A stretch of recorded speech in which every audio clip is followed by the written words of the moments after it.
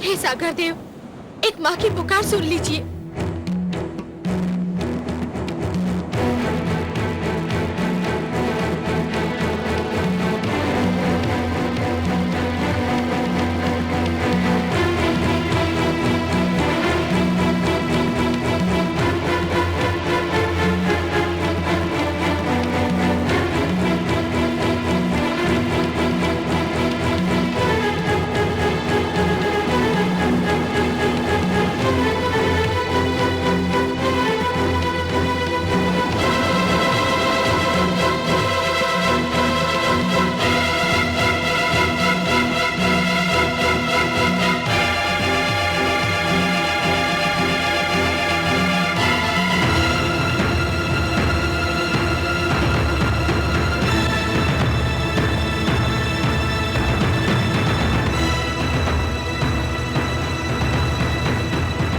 भगवान सर्वशक्तिमान, अनर्थ हो गया है।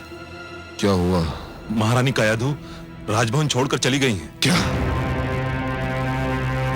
राजभवन छोड़कर चली गई? कहां चली गई? पुत्र वियोग में व्याकुल होकर वो सागर की ओर गई है, जहां कामरूप नरेश ने राजकुमार को डुबो दिया था। महाराज, महारानी कहीं जल समाधि ना ले लें। ये माता और पुत्र मिलकर मुझे पागल कर देंगे। पागल कर देंगे दोनों मिलकर। जाओ, रोको उन्हें। वो मेरे रोके नहीं रुकेंगी, केवल आप ही उन्हें रोक सकते हैं, और आपको उनको रोकना ही चाहिए, नहीं तो ये संसार क्या कहेगा महाराज। ठीक है, तुम मेरे साथ चलो और कुछ सैनिक भी ले लो।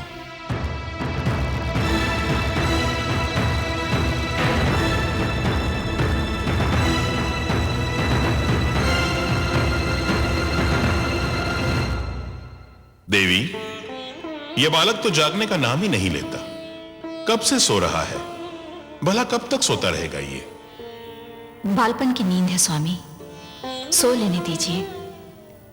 आयु बढ़ती है, जीवन की चिंताएं और समस्याएं घेर लेती हैं, तब ऐसी नींद बहुत याद आती है।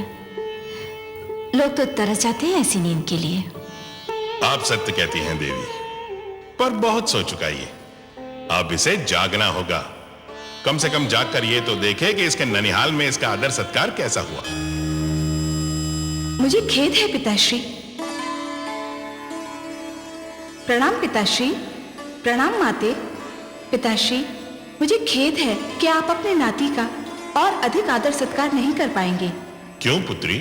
क्योंकि इसकी माता इसके वियोग में तड़प रही है।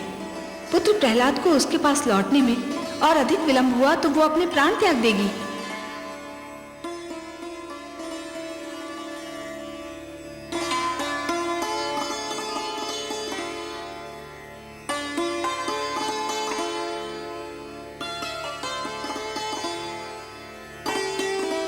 कितना मनमोहक है मेरा पुत्र।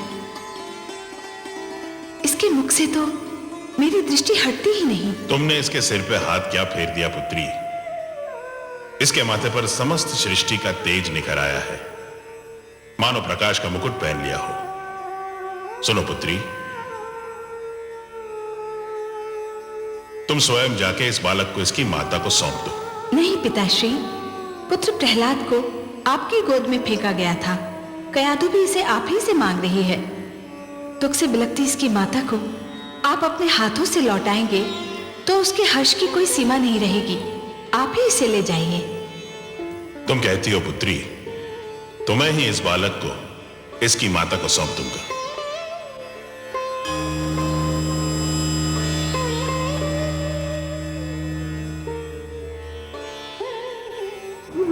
हे सागर देव, लगता है आपने अपनी सारी परंपरा को छोड़कर मेरे पुत्र की बलि स्वीकार कर ली है। मेरे लिए मेरे पुत्र के बिना जीवित रहना व्यर्थ है।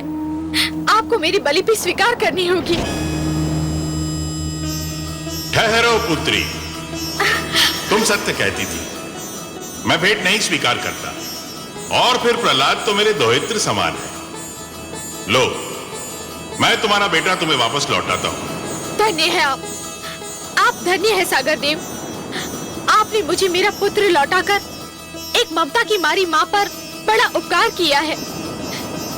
मैं कैसे आपको धन्यवाद दूं? इसकी कोई आवश्यकता नहीं है पुत्री। एक माता को अपना पुत्र वापस लौटाना उस पर उपकार नहीं होता। यह तो हमारा धर्म है। हां, एक माता से उसका पुत्र छीन लेना अवश्य ये जघन्य अपराध है।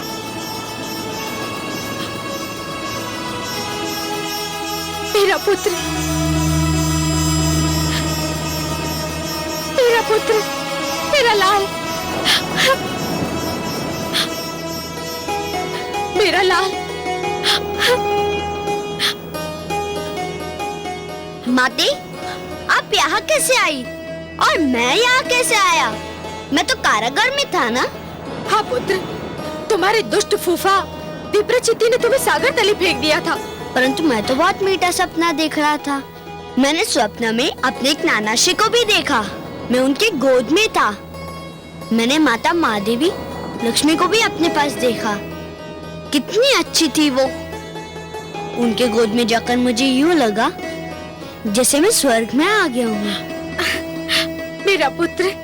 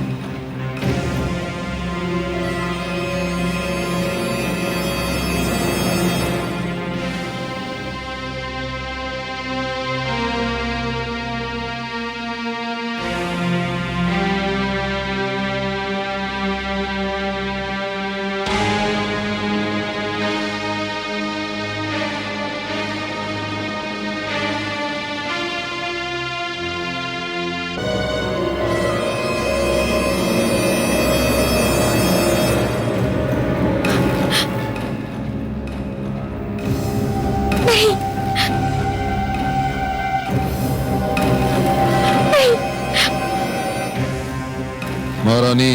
नहीं। प्रणाम पिताश्री। दुष्ट, तुझसे पर्वत की ऊंचाई हार सकती है, अग्नि का ताप हार सकता है, समुद्र की गहराई हार सकती है, किंतु मैं तुझसे हार नहीं मानूंगा, कदापि नहीं मानूंगा। सैनिकों, पकड़ से। रुक जाओ सैनिकों। यदि किसी ने मेरे पुत्र को हाथ भी लगाया तो मैं इसके और अपने प्राण एक कर दूंगी। मैं भी महान असुरा तारक के महाबली सेनापति चंबासुर के पुत्र कयादु हूँ। मेरे पास भी मायावी शक्तियाँ हैं। मैंने आज तक इन शक्तियों का प्रयोग नहीं किया, पर यदि कोई मेरे पुत्र के निकट भी आया तो आज मैं भी अपनी शक्ति दिखाकर इस शक्ति का प्रयोग करूंगी। देखते क्या हो, पकड़ लो इस धूर्त को। सावधान, आगे मत बढ़िए दैत्येंद्र, आगे मत बढ़िए। रानी, हट जाइए मेरे मार्ग से। रुक जाओ दैत्येंद्र, नहीं। रुक जाओ। प्रणाम गुरुदेव। गुरुदेव, आपने बहुत देर कर दी। आप होते तो मेरे साथ इतना बड़ा अनर्थ ना होता गुरुदेव। आपके ना होने से मेरे साथ क्या क्या ना हुआ। मेरा पुत्र मेरा सबसे बड़ा बैरी बन गया। मेरा उत्तराधिकारी मेरा महानतम विरोधी बन गया गुरुदेव। मैं जानता हूं दैत्येंद्र, मैं सब जानता हूं। तुम चिंता मत करो, अब मैं लौट आया हूं, सब ठीक हो जाएगा।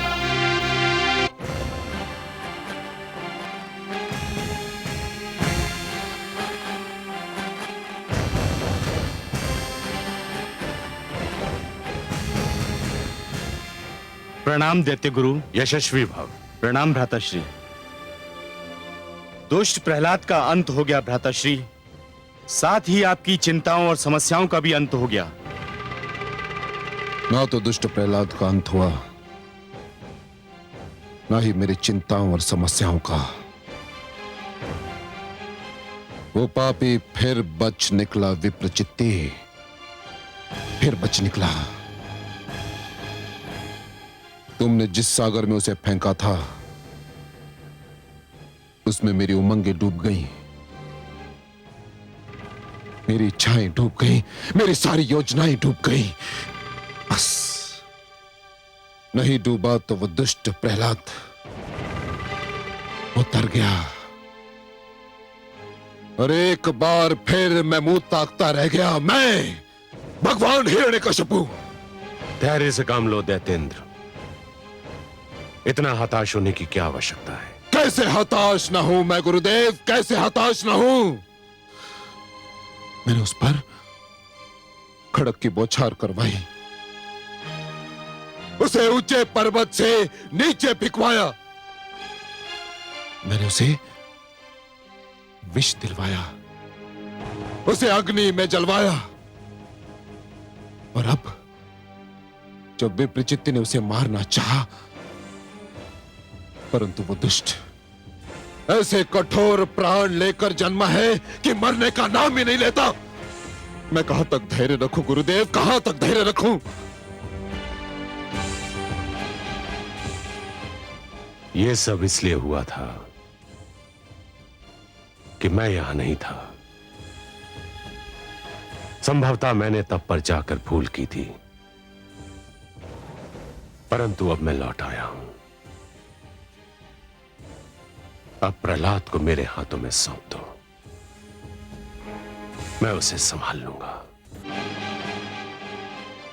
मैं तो समझा था तुम दोनों मेरे योग्य शिष्य सिद्ध होगे, मेरी अनुपस्थिति में गुरुकुल को संभाल लोगे, परंतु तुम दोनों सर्वथा अयोग्य निकले। सब अनर्थ हो गया। हम क्या करते पिताश्री? राजकुमार प्रहलाद। प्रश्न प्रहलाद का नहीं है, प्रश्न है गुरुकुल के शेष विद्यार्थियों का। प्रहलाद तो राजकुमार है, परंतु तुम तो साधारण शिष्यों को भी नियंत्रण में नहीं रख सके। राजकुमार प्रहलाद ने विद्रोह की ऐसी ज्वाला फैलाई कि हम विवश हो गए। धिक्कार है तुम पर। मैंने तुम्हें कृत्या क्रिया किस दिन के लिए सिखाई थी? तुम्हें कृत्या का प्रयोग करना चाहिए था। कृत्या अगर प्रकट हो गई तो राजकुमार को मार डालेगी पिताश्री। और यदि प्रहलाद जीवित रह गया तो समस्त असुर लोक मारा जाएगा। जाओ प्रहलाद को गुरुकुल में आने का संदेश दो। किंतु गुरुदेव, इतना सब घट जाने के उपरांत क्या महारानी कयाधु अपने पुत्र को हमारे साथ आने भी देंगी? मैं महारानी कयाधु को अच्छी तरह से जानता हूं। वो पुत्र की शिक्षा के नाम पर कोई भी बलिदान कर सकती है। जाओ उनसे कहो कि मैंने प्रहलाद को गुरुकुल में शिक्षा के लिए बुलाया है। जो आज्ञा गुरुदेव।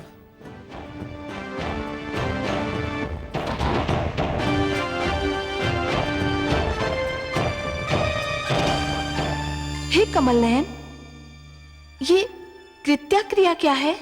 कृत्या? कृत्या एक तांत्रिक क्रिया है महादेवी, दुष्क्रिया कहिए। क्या होता है इस क्रिया में? इस क्रिया में तंत्र विद्या की सहायता से एक राक्षसी को जन्म दिया जाता है, और वो राक्षसी उस व्यक्ति को मार देती है जिसे मारने के लिए उसे जन्म दिया गया हो। हाय मेरा पुत्र! हे कमल नयन, कोई सीमा भी है इन दुष्टों के अत्याचार की? हर जतन तो करके देख लिया इन दुष्टों ने मेरे पुत्र को मारने का, इनके मन को शांति नहीं मिली। महादेवी, जिस प्रकार नरक में चाहे जितने पापी डाल दीजिए पर नरक का पेट नहीं भरता, उसी प्रकार दुष्ट जन चाहे जितने दुष्कर्म कर लें, उनका भी मन नहीं भरता। परंतु हे सर्वेश्वर, क्या इस कृत्या क्रिया का कोई तोड़ नहीं है? है महादेवी, अवश्य है। कृत्या क्रिया का तोड़ स्वयं उसी क्रिया में निहित है। अर्थात? महादेवी, इस क्रिया द्वारा जिस राक्षसी को जन्म दिया जाता है, यदि वो राक्षसी अपने लक्ष्य को मारने में असफल हो जाए तो उन्हीं लोगों की हत्या कर देती है जिन्होंने उसे जन्म दिया था। मेरी कामना है कि ऐसा ही हो। महादेवी, यदि आपकी कामना विधाता के लेख से मेल खाती हो तो वो अवश्य पूरी होगी। भ्राता मर्ग, पिताश्री तो बहुत रुष्ट हैं। यह सब राजकुमार प्रहलाद का किया धरा है भ्राताशण। उन्हीं के कारण हमें यह फटकार सुननी पड़ रही है। और पिताश्री का क्रोध तो तुम जानते ही हो, एक बार चढ़ जाए तो उतरने का नाम ही नहीं लेता है। मेरे मन को पिताश्री का क्रोध शांत करने का एक उपाय सूझा है। क्या?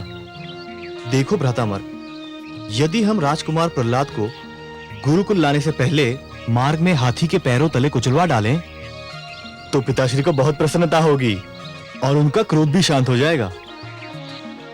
वैसे मैंने इसका प्रबंध भी कर लिया है। तुम भी विचित्र बात करते हो भ्राताशरण। अरे पहले महारानी कयाधु को उसे हमारे साथ गुरुकुल ले जाने की अनुमति तो दे लेने दो। अकारण अंधकार में बाण फेंके जा रहे हो। चलो अब।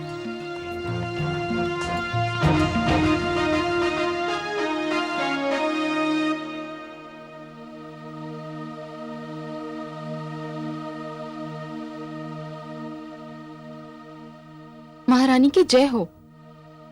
असुरों के गुरुकुल से गुरुजन शंड और अमर्क आपसे मिलने आए हैं। शंड और अमर्क? अब वे यहाँ किस लिए आए हैं? वे कहते हैं कि उनका आपसे मिलना आवश्यक है।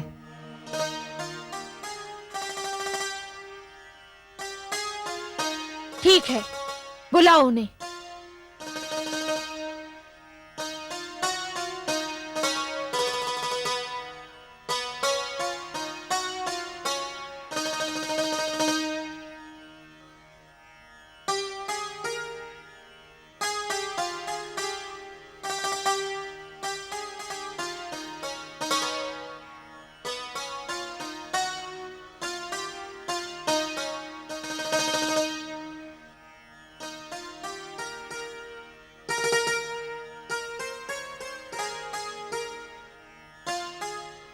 प्रणाम महारानी। राजमाता की जय हो। प्रणाम गुरुजन। कहिए, कैसे कष्ट किया? आप तो जानती हैं कि दैत्य गुरु शुक्राचार्य अपनी तपस्या से लौट आए हैं। हाँ, मैं मिल चुकी हूँ उनसे। पिताश्री की इच्छा है कि राजकुमार प्रहलाद की शिक्षा अधूरी न रहे। किस शिक्षा की बात कर रहे हैं आप? उस शिक्षा की जिस शिक्षा में मेरे पुत्र को कोई रुचि ही नहीं है। आपको तो अनुभव हो चुका है गुरुजन। तब बात और थी महारानी। राजकुमार प्रहलाद की शिक्षा का भार हमें सौंपा गया था और आपको तो ज्ञात है कि हम दोनों को उतना अनुभव नहीं था, परंतु अब पिताश्री शुक्राचार्य स्वयं लौट आए हैं। तो क्या हुआ? क्या अंतर आएगा उनके आने से? पिताश्री की शिक्षा देने का ढंग बहुत अनुपम है महारानी। वे स्वयं शिक्षा देंगे तो संभव है राजकुमार प्रहलाद कुछ संभल जाए और भगवान हिरण्यकश्यप का क्रोध भी कुछ कम हो जाए। राजकुमार की शिक्षा अधूरी रह गई और अधूरी शिक्षा अच्छी नहीं होती महारानी। मेरा मन तो नहीं करता, परंतु लगता है आप दोनों ने मेरी दुर्बलता पहचान ली है। मैं अपने पुत्र को पूर्णतया शिक्षित देखना चाहती हूँ। तो फिर देर काहे की? बुलाइए उन्हें। हम पिताश्री के आदेश पर उन्हें अपने साथ गुरुकुल ले जाने आए हैं। पर मेरे पुत्र की सुरक्षा का क्या होगा? वो पिताश्री की रक्षा में रहेंगे और फिर हम भी तो हैं। आप तो जानती हैं कि वे जब तक हमारे साथ गुरुकुल में थे हमने उन्हें कोई कष्ट नहीं होने दिया।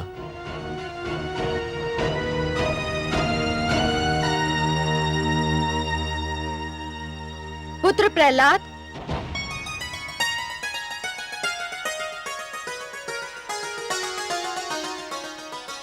प्रणाम गुरुजन। आयुष्मान भव शिष्य। तेजस्वी भव शिष्य। पुत्र प्रहलाद, तुम्हारे गुरुजन तुम्हें अपने साथ गुरुकुल ले जाने आए हैं। उन्हें गुरु शुक्राचार्य ने भेजा है। ये तो बहुत शुभ समाचार है। मुझे बहुत दुख था कि मेरी शिक्षा अधूरी रह गई। तो तुम जाओगे उनके साथ? हाँ, अवश्य जाऊंगा। पुत्र, तुम्हें भय नहीं लगता? भय?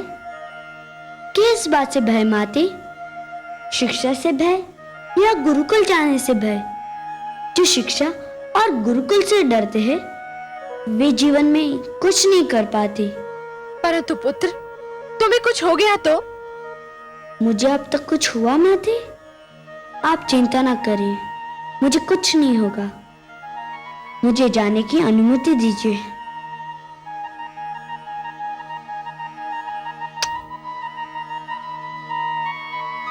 आयुष्मान भव पुत्र। चलिए गुरुजन, मैं गुरुकुल जाने के लिए बहुत व्याकुल हूँ।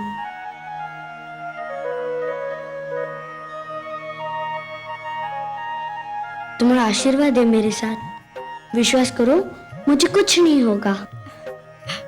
जाओ पुत्र।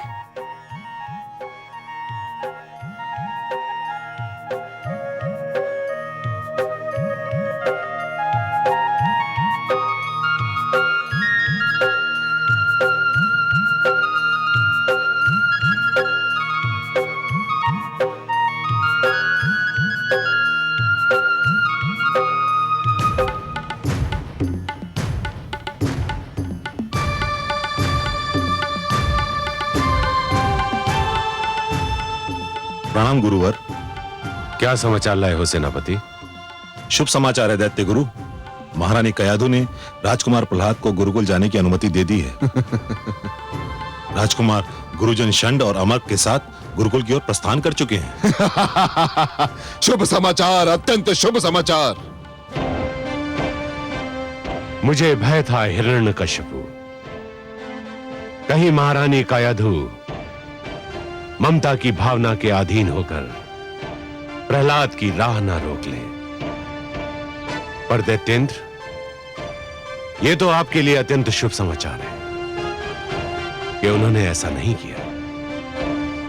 अब आप सब कुछ मेरे ऊपर छोड़ दीजिए। या तो मैं प्रहलाद को सीधी राह पर ले आऊंगा या सदा सदा के लिए आपकी राह से हटा दूंगा। मुझे शीघ्र से शीघ्र गुरुकुल पहुंचना चाहिए। मुझे विश्वास है जहां सब असफल हो गए हैं वहां आप और केवल आप ही सफल हो सकते हैं गुरुदेव। किंतु गुरुदेव, मुझे तभी विश्वास होगा जब मैं उस दुष्ट प्रहलाद की मृत्यु का समाचार आपके मुख से सुनूंगा।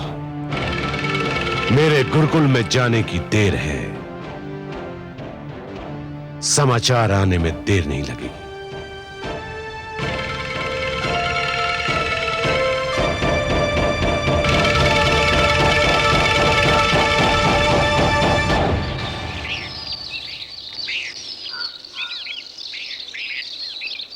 गुरुजन, आपने माताश्री को मनाकर मुझ पर बड़ा उपकार किया है।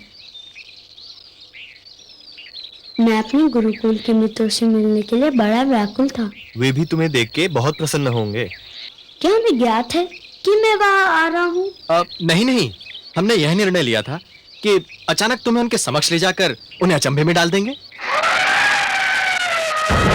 अरे, ये आवाज कैसी? हाँ, शिष्य प्रहलाद, तुम यही ठहरो, हम देख के आते हैं कि ये हाथी कहां से आ रहा है। आओ भ्राता अमर। हाँ, यही ठहरना।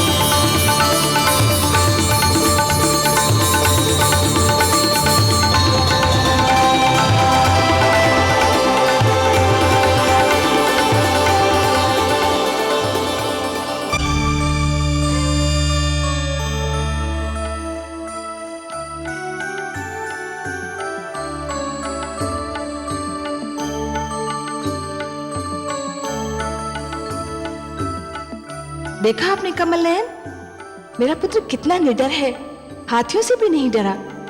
उनके समक्ष डटा रहा, वे ही सिर झुकाकर चले गए। महादेवी, आपके पुत्र का ईश्वर पर इतना अडिग विश्वास है कि उसने मृत्यु से भयभीत होना छोड़ दिया है। वो जानता है कि उसका जीवन और उसकी मृत्यु दोनों ही ईश्वर के हाथों में है। उन हाथियों के भारी भारी पैरों तले नहीं, आपने सत्य कहा कमल नयन, मृत्यु से क्या भयभीत होना, वो तो एक दिन आकर ही रहेगी। किंतु मृत्यु के भय से जीवन का सुख चैन खोना मूर्खता है, और ये भेद मेरे पुत्र ने जान लिया है। यूं भी उसने इतनी यातनाएं झेली हैं कि अब उसके लिए मृत्यु अर्थहीन हो गई है।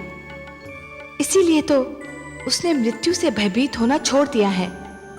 महादेवी, जो मृत्यु से डरते हैं वो जीवन जीने के लिए सिद्धांतहीन समझौते करने लगते हैं, और ऐसा सिद्धांतहीन जीवन मृत्यु से भी बुरा होता है। महादेवी, इतिहास साक्षी है कि जीतते तो वही हैं जो मृत्यु के भय पर विजय पा लेते हैं, और सिद्धांतहीन जीवन जीने वाले तो कायर होते हैं। महादेवी, जैसे ये षंड और अमर्क, मुझे तो इनकी कायरता पर हंसी आ रही है। गुरुशान, गुरु अमर्क, कहाँ है आप?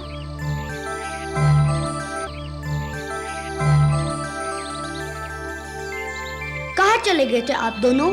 हम कहीं नहीं, हम तो यहीं थे। हाँ। क्या आप हाथी से भयभीत हो गए थे? नहीं नहीं, हम क्यों भयभीत होंगे? क्यों भ्राताशण? है ना? बिल्कुल बिल्कुल। हाँ। हम तो नित दिन हाथियों के साथ में खेलते हैं, है ना? हाँ। परंतु गुरुजन, लगता है ये हाथी हमारे संग खेलने नहीं, कुछ और करने आया था। कुछ और? चलिए गुरुजन, गुरुकुल में हमारी प्रतीक्षा हो रही होगी। हाँ चलो।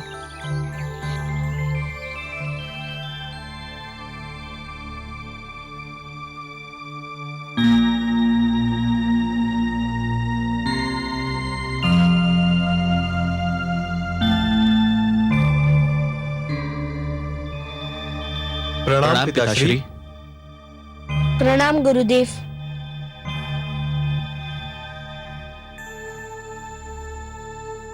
आयुष्मान भव। तुम दोनों बाहर जाओ पुत्र, मुझे शिष्य प्रहलाद से एकांत में बात करनी है।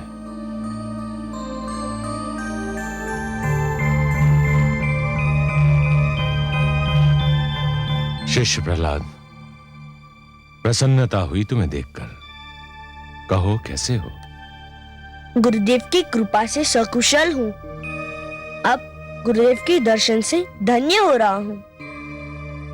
जानते हो प्रहलाद, मैंने तुम्हें यहाँ किस लिए बुलाया है? मेरी अधूरी शिक्षा संपूर्ण करने के लिए, और मैं इसे अपना सौभाग्य समझता हूँ कि मुझे आपसे शिक्षा मिलेगी। मैं चाहता हूं कि तुम्हारी शिक्षा संपूर्ण हो, परंतु उससे पूर्व मैं तुमसे एक प्रश्न पूछना चाहता हूं।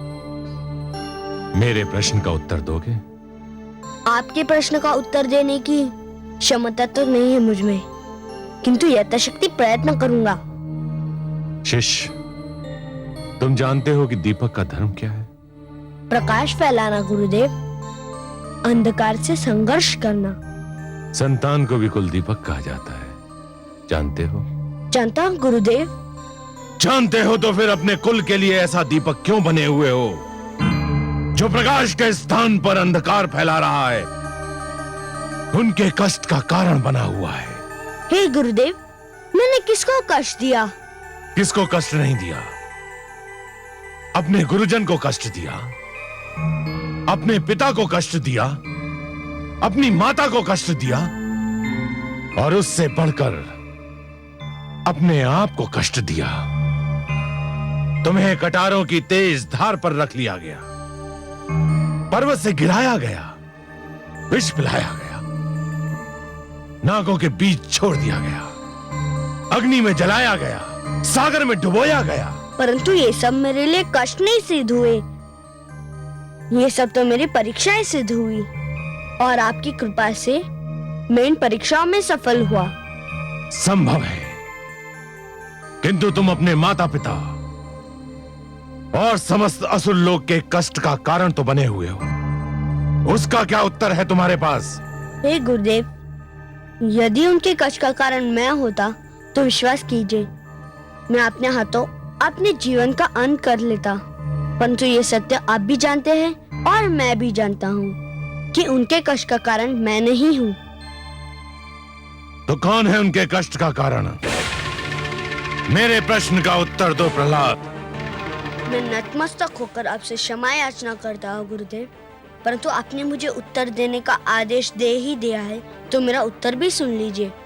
उनके कष्ट का कारण आप हैं।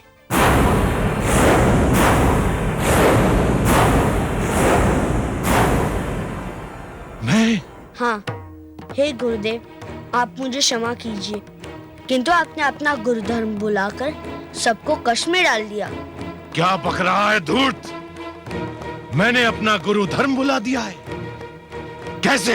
हे गुरुदेव, आपने अपने अहंकार के वश देवताओं और आसुरों के बीच मतभेद की दीवार खड़ी कर दी। प्रहलाद! सत्य कड़वा होता है गुरुदेव, परंतु क्या ये सत्य नहीं कि आपने अपने पद की रक्षा के लिए आसुरों को देवताओं से लड़ा दिया? आपको हर पल अपने अपमान का ध्यान रहा, हमारे कल्याण का नहीं।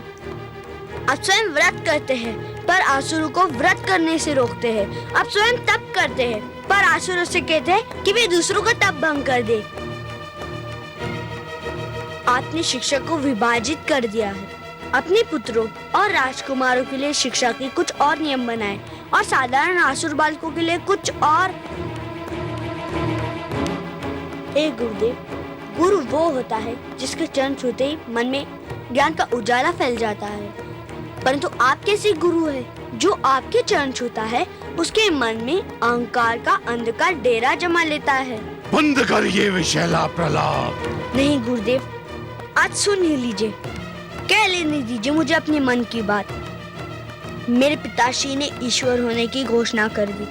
आप चाहते तो उन्हें रोक भी सकते थे, उन्हें अंधेरों में भटकने से बचा सकते थे, परंतु आपने उन्हें और उकसाया, उन्हें और बढ़ावा दिया, और अब वे इतने दूर जा चुके हैं कि उनका लौटना संभव नहीं। दुष्ट बालक, मेरे मन में तो आता है कि मैं इसी क्षण तेरा गला दबाकर तुझे मार डालूं। तो दबा दीजिए गुरुदेव, आपके हाथों मुझे मृत्यु प्राप्त हुई तो मैं इसे अपना सौभाग्य समझूंगा। अवश्य प्राप्त होगी दुष्ट, अवश्य प्राप्त होगी। मैं तेरे सिर पर काल की छाया मंडराते देख रहा हूं। हट!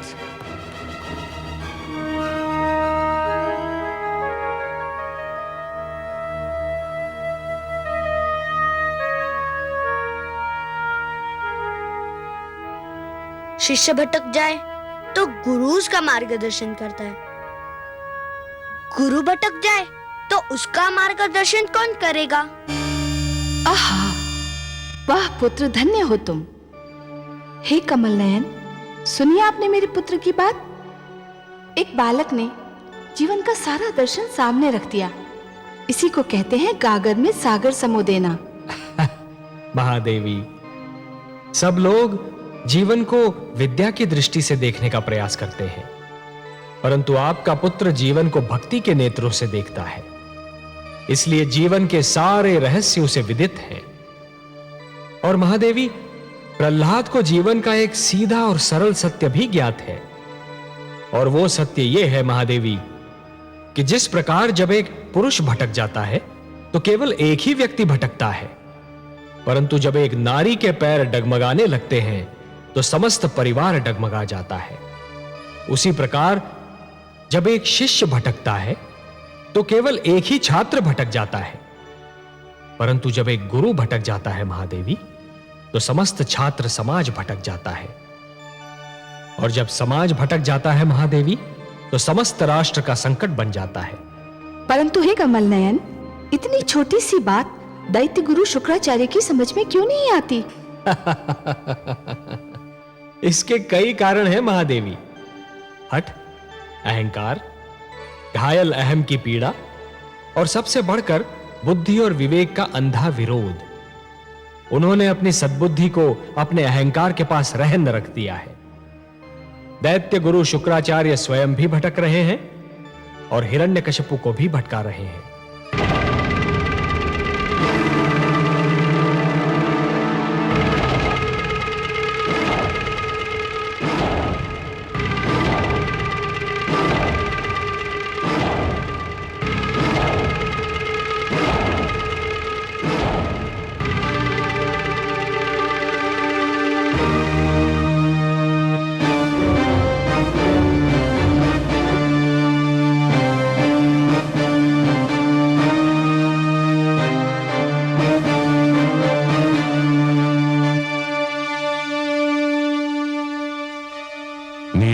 रही है दैत्येंद्र? नहीं गुरुदेव, जब तक वो दुष्ट प्रहलाद जीवित है, मेरी आंखों में नींद कहां? वो मुझे हर पल व्याकुल करता रहता है गुरुदेव। तो समझ लो तुम्हारी व्याकुलता का अंत हो गया। चैन की नींद सो जाओ दैत्येंद्र। अब तुम्हारी निद्रा में कोई विघ्न नहीं डालेगा। मैं समझता था मैं प्रहलाद को समझा लूंगा, उसे सीधी राह पर ले आऊंगा, परंतु यह मेरा भ्रम था। जिसने मृत्यु से मैत्री कर ली हो, उसे जीवन का संग नहीं सुहाता। मैं उसका वध करके ही तुम्हारे पास आता, परंतु वो तुम्हारा पुत्र है, तुम्हारा कुलदीपक है, तुम्हारे शरीर का अंग है। इसलिए मैं तुम्हें यह बताने आया हूं कि मैंने उसका वध करने का निर्णय कर लिया है। सुंदर, अति सुंदर गुरुदेव। हां शिष्य, मैं तुमसे यही कहने आया हूं कि तुम्हारा पुत्र भोर का सूर्य नहीं देख पाएगा। जाओ, चैन की नींद सो जाओ। धन्यवाद गुरुदेव, आपको कोटि कोटि धन्यवाद। मुझे तुम पर गर्व है शिष्य कि तुम असुर लोक के लिए और अपनी प्रजा का धर्म बचाने के लिए अपनी संतान को भी त्याग सकते हो।